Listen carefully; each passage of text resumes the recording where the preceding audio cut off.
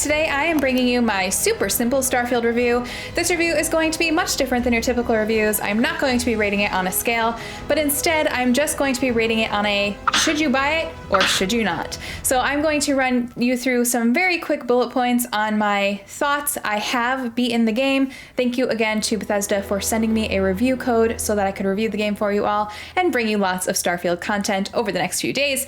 So this is going to be a super quick, super short, super informal review so that you guys know if you should buy it.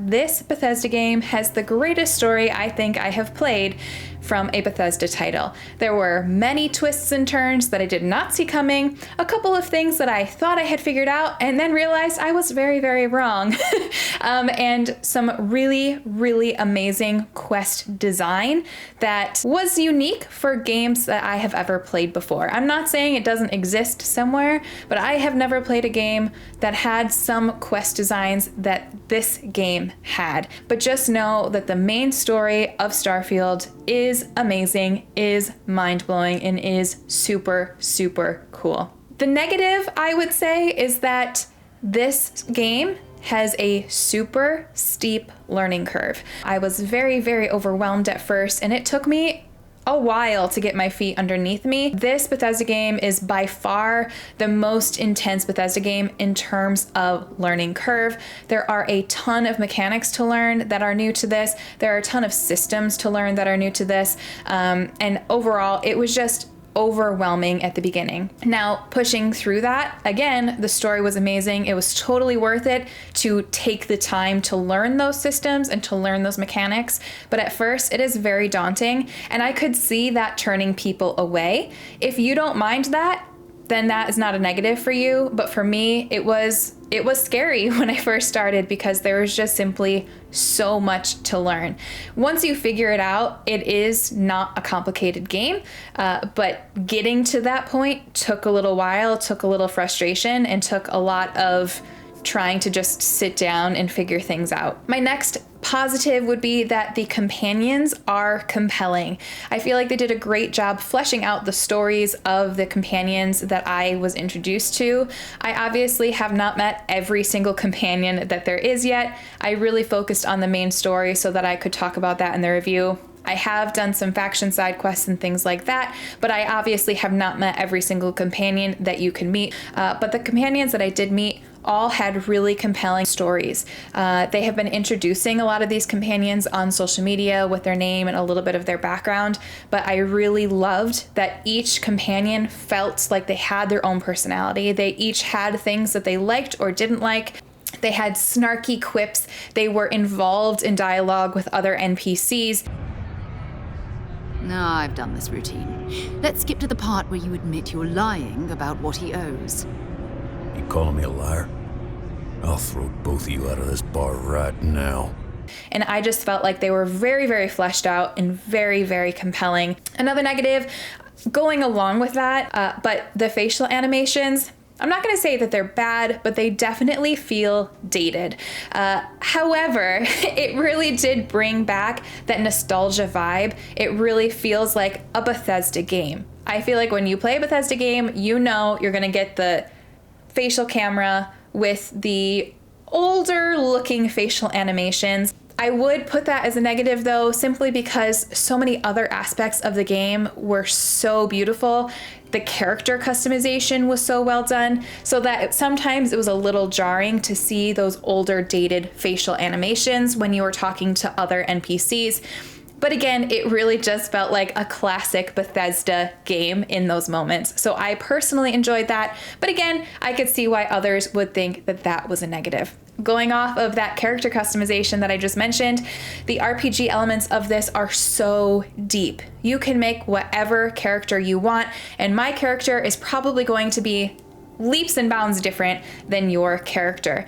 There are tons of skills. Each skill has 4 rungs within it, and how you choose to put those skills really do impact your gameplay, not just because of different combat versus stealth versus ship combat, like those obvious things, but also because depending on the skills you have, that also leads to different dialogue options. So there were a few missions that I had where I was able to pull from skills and to use dialogue that I wouldn't have been able to use if I didn't have that skill. For example, for one mission, I had to hack into a computer, but somebody was using it and he would not get up. So I decided to talk to him, and because I had a higher tech skill, I was able to convince him that I was with IT and that I needed to run some system updates on his computer, and asked him to leave. He said, okay, fine, I'm gonna go run and check on some things. You do what you need to do. And I was very easily able to hack into his computer without killing him, without tripping any alarms or anything like that. And I was only able to do that because of the character build that I made. So everyone's game is going to look slightly different because of those things. You might be able to just go in guns blazing and kill everybody. I had to focus more on dialogue and persuasion techniques, but the way I did that might be different than the other person whose dialogue and persuasion skills were built. So I thought that that was a very cool and much deeper systems, again, than previous Bethesda titles. Next, they had really fleshed out world building. There's a ton of lore here. There's a ton to learn and read and discover. You can go into the UC Vanguard building and you will see a huge museum of the history of the settled systems that if you wanted to look at all of the different pieces that are there, it would easily take you an hour. I looked at the first room and it took me 15 minutes and then I gave up. But there's so much lore here, so much developed and fleshed out. And my biggest thing that was just blowing my mind is even the side small locations that you can discover have stories. So I was having a ton of fun finding different slates. Those are the tablets that you can find, and figuring out what happened in these different bases that led them to being abandoned or led them to be taken over by a spacer or another enemy group. Oh man, that was the best. Classic United Colonies. Put something in a game until it kills you. One more time. So make sure you keep eyes out for that, because if you want to be invested in the lore, there's opportunity to be invested in the lore even on the smallest scale. There are ways for you to find out the lore and the story of even small, unassuming, unimportant places. Another positive would be that I thought the combat was a ton of fun. Compared to Fallout 4, compared to Fallout 3 in New Vegas, the shooting mechanics in this, the combat mechanics in this are leaps and bounds better.